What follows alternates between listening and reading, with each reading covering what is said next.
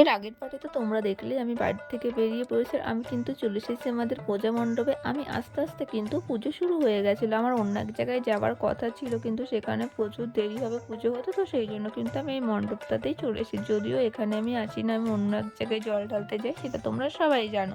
আগেই বললাম এখানে আমাদের সচরাচর আসা হয় না, কারণ এটা একজনের বাড়ির ঠাকুর। সেইজন্য আর আমি যেখানে যাই সেটা তোমরা আমার ভিডিও দেখেছো, ওটা আমাদের বারোয়ারি, মানে আমাদের সবাই ওখানেই যায় পুজো দিতে। সেইজন্য আমিও এখানে যাই। এবার যেহেতু আমার বোন করেনি, আমি একাই করেছিলাম, সেইজন্য কিন্তু মায়ের সাথে এখানে চলে এসেছি। দেখছি পুজো তো শুরু হয়ে গেছে বেশ অনেকক্ষণই। তো আমি যা যা এনেছিলাম এখানে সুন্দর করে কিন্তু ঠাকুর মশাইকে সমস্ত কিছু দিয়ে দিয়েছে। আর এখানে এই যে আমি কি কি এনেছি সেটা তো তোমরা আমার ভিডিওতে দেখেছো। নতুন করে আর কি বলবার, ঠাকুর মশাই আমাকে বলছিল তোর তো আসার কথা অনেকক্ষণ। এই দেখো এই মালাটা, যেই মালাটা এখন পরাচ্ছেন, এই মালাটা আমি নিয়ে এসেছি। কত সুন্দর হয়েছে তাই না বলো? মালাটা কিন্তু আমি নিজের হাতে বানিয়েছি। তোমাদের সাথে যে আমি ভিডিও করে শেয়ার করবো, আমি সেই সময়টাও পাইনি। চলো নেক্সট পার্টে আবার দেখা হচ্ছে।